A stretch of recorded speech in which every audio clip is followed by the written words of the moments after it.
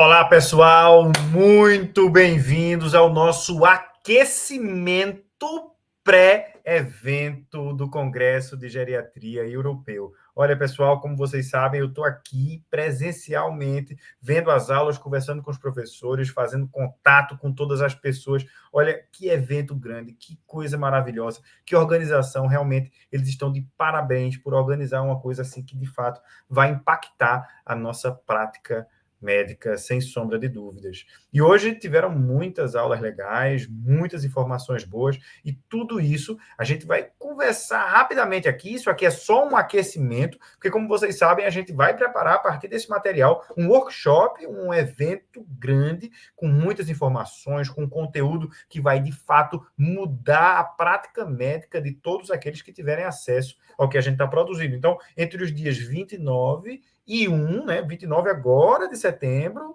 e 1 do próximo mês, a gente vai fazer todo um apanhado do que teve, as aulas, a gente vai discutir direitinho. Não só eu estou assistindo essa aula, Eduardo, Daniel e outra colega da gente também estão assistindo às aulas lá e fazendo todo um resumo, uma avaliação, extraindo o suprassumo do que o que a gente precisa. Então, eu quis hoje fazer essa nossa conversa aqui, inclusive, ela vai ficar gravada aqui, porque como eu estou aqui 6 horas na frente, eu preciso dormir já, porque 7h30 começa, né, que aí no Brasil vai ser mais ou menos 1h30 da manhã, então eu já vou estar lá para conseguir pegar todas as informações. Então, olha, hoje eu consegui ver 6 aulas, foi muito legal, e a primeira aula, eu tenho aqui a minha filhinha do lado, que eu vou olhando para vocês, foi sobre prevenção do declínio cognitivo e demência. Né? A professora Mia Kivipelto, ela é da Finlândia, ela faz parte de uma faculdade aqui que eu não consigo dizer o nome, é incrivelmente difícil, Karolinska, não sei o que, coisa assim. Bem, mas o trabalho que eles estão fazendo é desenvolvendo a estratégia Finger. Foi lançado, inclusive, em 2021, depois com atualização em 2021, depois em 2022, a estratégia Finger. E a estratégia Finger, ela é baseado, Finger de dedos, né? São 5 grandes áreas que a gente pode, que ele diz assim, the tips of your fingers, as coisas que você pode fazer para reduzir a demência. Então, o que é que ele fala principalmente? Ele diz que existem fatores potencialmente positivos para diminuir o risco de demência, que a gente deveria estar investindo muito nisso. E ele fala que existe um potencial de redução de risco em torno de 40%, foi o que eles fizeram nessa estimativa. Existem pelo menos 12 fatores de riscos modificáveis, que aí ela colocou lá: diabetes, pressão alta, obesidade na idade média, a inatividade física, depressão, tabagismo, baixa educação, perda auditiva, TCE, trauma craniano, alto consumo de álcool, isolamento social e poluição do ar. Ele bota alto consumo de álcool, inclusive uma pessoa da plateia chegou lá, levantou a mão e perguntou: e o que é que vocês recomendavam assim, em relação ao álcool? Ele perguntou para o terceiro palestrante, que foi um japonês, que uma dificuldade danada de falar. Aí ele disse: we tell them to drink less. Aí, só isso, a gente mandou beber menos. Aí todo mundo riu e tal. Vocês são bem flexíveis. Eles, bem flexíveis. É só beber menos. Então, ele diz assim, para a gente beber menos. E aí foi uma discussão muito grande. Ela falou sobre intervenções em multidomínios, né? Que ela fala do um coquetel de prevenções. O que é que a gente deve fazer? Ela lembrou bem que isso serve, que o Finger ele vai ser especial para aqueles pacientes que não têm o alelo ApoE, né?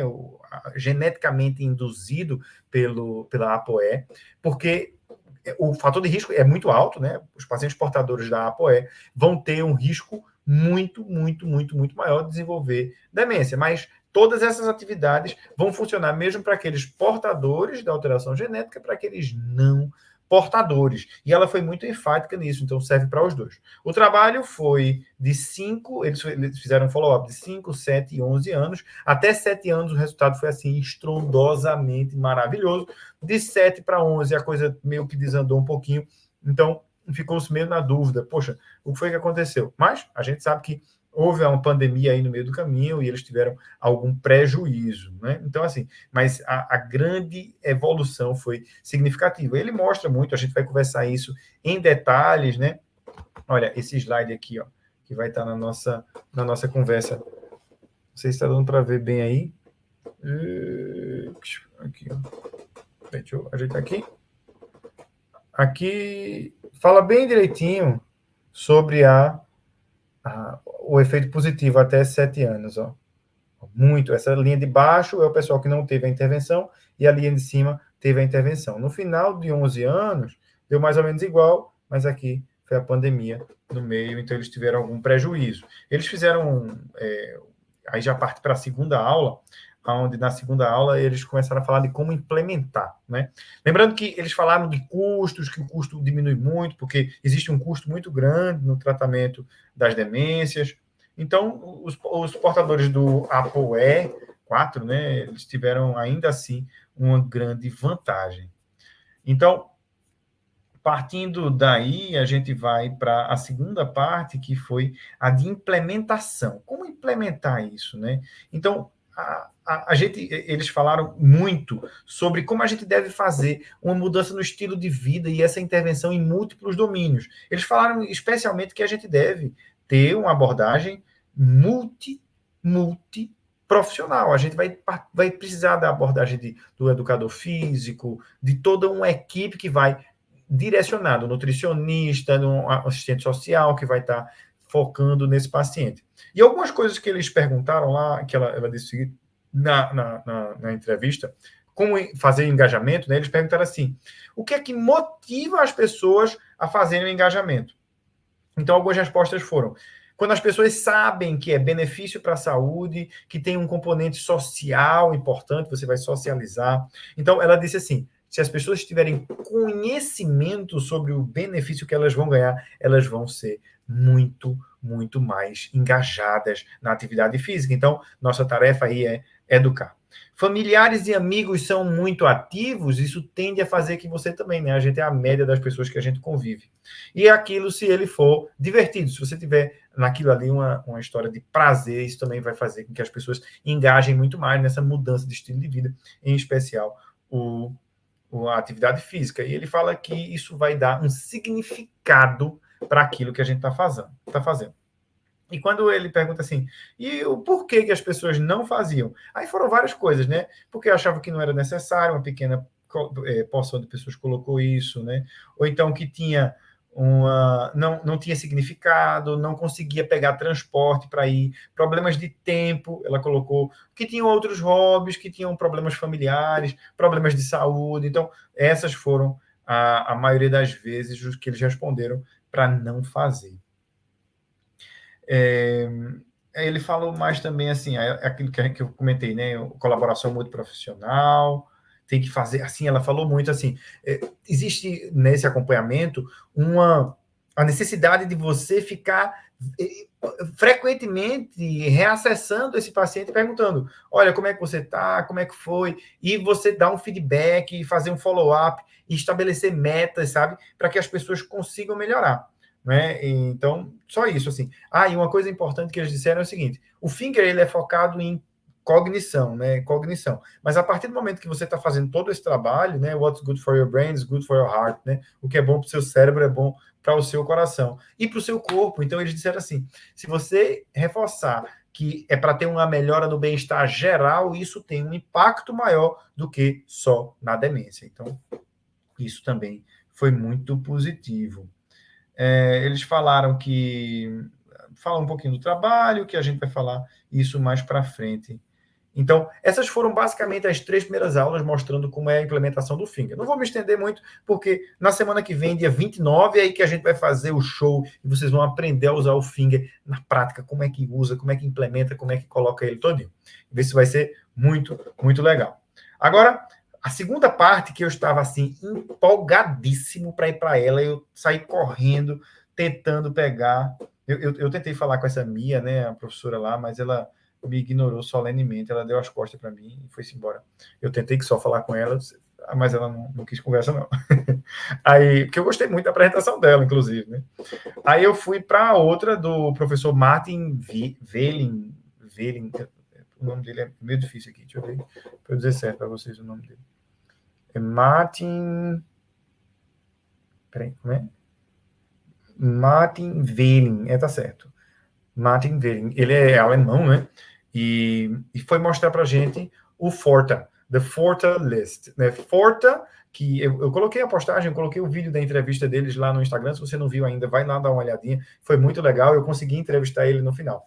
E o The Forta List, ele fala, inclusive essa aula, ela não foi transmitida, então quem está assistindo online não pôde vê-la, porque ela foi uma aula que só estava para quem estava lá. Algumas aulas, assim, de algumas pessoas, eles selecionaram para que não fossem transmitidas, até para prestigiar quem veio aqui, né? E para quem não veio, não tem acesso a essas aulas.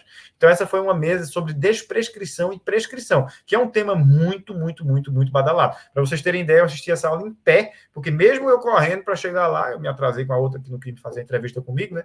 Aí, mesmo quando eu cheguei lá correndo, já estava lotado, eu fiquei lá no fundão, assim, me espremendo atrás da coisa, para conseguir ver a aula do professor Martin. E depois o Dennis O'Mahony, que é aquele irlandês lá que criou o Start-Stop, que é aquela tabela super famosa que a gente usa bastante, concorrente direto com o Beers Criteria. Então, terminou que eu consegui ver a aula. Então, ele falou sobre o Forta, e ele falou, assim, que o Beers, ele chamou assim, isso que é uma lista muito negativista, ele é pessimista. O Beers é pessimista, só diz o que não presta. Mas, na verdade, a gente tem que prestar atenção no que presta e o que a gente não está prescrevendo para os nossos pacientes. Ele diz que, em média, uma pessoa usa 8 drogas, né, incluindo ali 1 ou 2 psicotrópicos. Então, são situações em que vão prejudicar muito a qualidade de vida. Ele era muito brincalhão, esse cara. Aí ele falou que o que a gente estava fazendo era uma cerebrectomia química. E que tem uma cerebrectomia química. Aí eles que é isso que a gente está fazendo, dando para os nossos pacientes tantas medicações. E que a gente precisa saber exatamente o que fazer, né? Porque como está sendo feito não é legal. Então ele disse que no estudo deles, eles pegaram esses pacientes que entravam ali em média com 8 prescrições, e quando eles viram, saía com 8 também. Eles pensou, poxa, então a gente não está fazendo certo. Ele ficou triste inicialmente, mas ele depois percebeu que o que estava acontecendo é que eles estavam trocando as medicações por medicações ruins para medicações boas. Então, isso fez uma grande diferença. E ele falou isso. A gente não fala hoje mais em polifarmácia, a gente fala em uma farmácia bem prescrita, porque aí você vai fazer esse paciente viver mais. Inclusive, uma pessoa levantou a mão na plateia e perguntou, professor, quando eu era um médico júnior, que eu estava lá fazendo a residência, o meu professor chegou e falou para mim assim, você só pode prescrever 4 ou 5 medicações se o paciente tiver mais de tantas comorbidades e acima de 80 anos. Aí ele disse, o que é que o senhor acha disso? Aí o professor, o alemão, respondeu, eu acho que seu paciente vai morrer antes. Aí todo mundo riu e tal, brincou. Porque o que é que ele quis dizer? Ele diz assim, medicações com boas medicações, bem indicadas para aquelas situações, elas vão ser muito positivas. Então, os pacientes precisam dela e a gente precisa prescrever, sim. Aí ele falou da Fortaleza, né? E eu tive o prazer de conversar com ele depois, como vocês viram ali. Depois eu fiquei conversando por trás das câmeras também. E ele super animado, do Brasil e tal, não sei o quê. E aí eu disse, olha, a gente não tem isso lá, de repente a gente poderia colocar. Ele disse, não, vamos lá, eu vou lhe ensinar.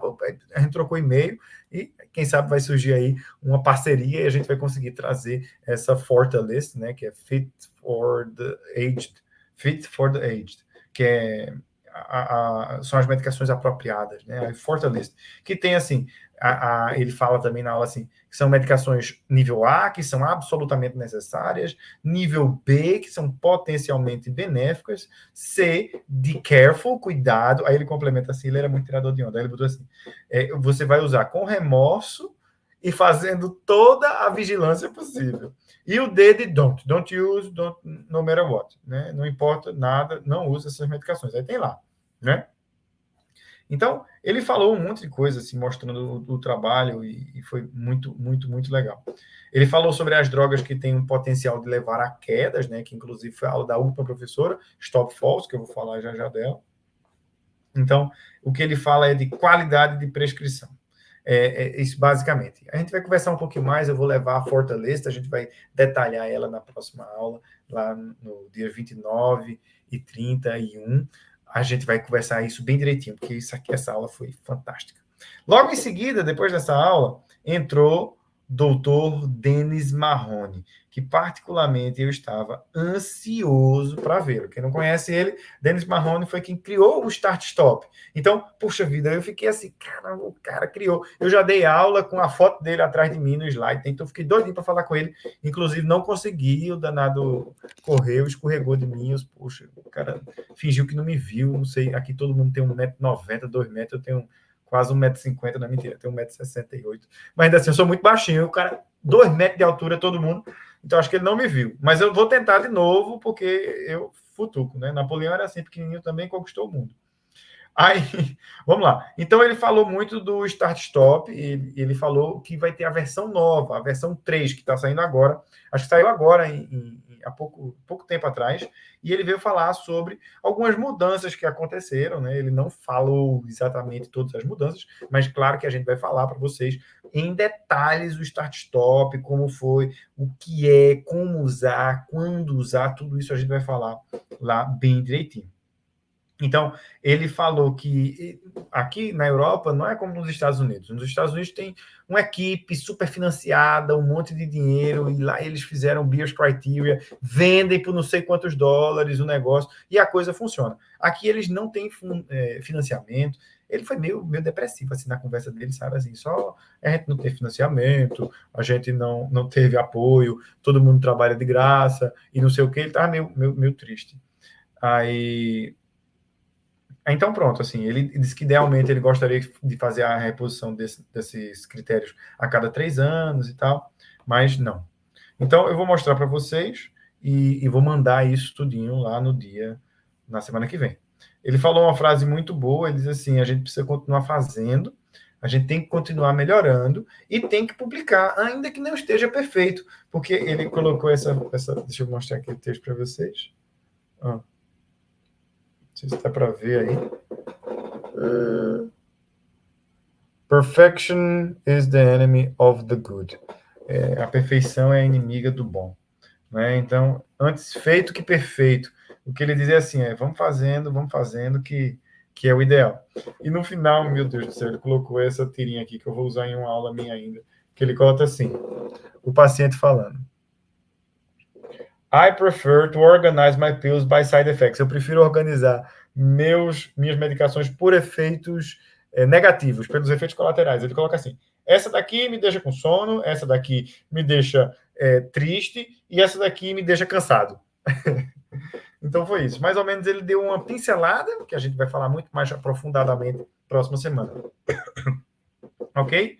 E a última aula, que foi muito legal também, foi a aula da professora do Stop Falls, né, que vocês viram também lá, o nome dela que eu me esqueci agora, que eu coloquei ali, Van der Vels, né, não sei o que, Van der Vels, que ela é uma das pessoas que precursores dessa lista, o Stop Falls, que também não tem em português, também não tem. Eu falei com ela no final, ela disse, não, vamos trocar e-mail, claro, a gente pode fazer uma parceria, de repente a gente implementa ela no Brasil.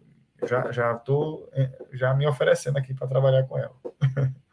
Aí, então, o Stop Falls é uma ferramenta que ele vai controlar as medicações que o paciente usa, de forma que tem como objetivo retirar aquelas que não são benéficas para evitar quedas. Então, ela coloca uma lista das medicações que são mais arriscadas de levar queda. E eu vou ler para vocês aqui. Benzodiazepínicos, antipsicóticos, antidepressivos, antiepilépticos, antihipertensivos do sistema nervoso central, aí vem a tensina, né?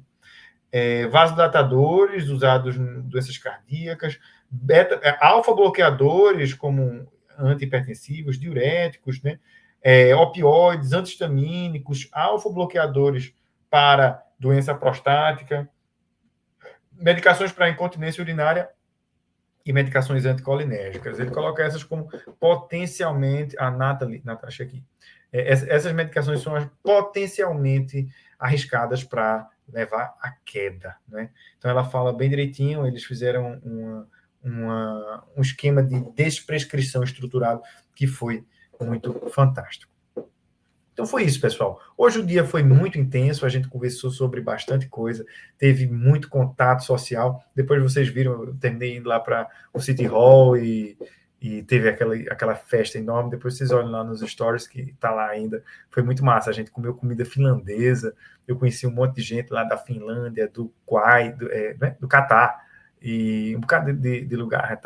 Tá sendo uma experiência muito boa. Espero que vocês estejam curtindo aí também. A gente está preparando tudo com muito carinho para que todos recebam o melhor conteúdo possível, de forma que vocês possam usar na prática e mudar a vida dos pacientes que vocês atendem. E isso é o nosso objetivo, é tratar melhor das pessoas que a gente cuida. Ok? Um grande abraço, pessoal. Até a próxima.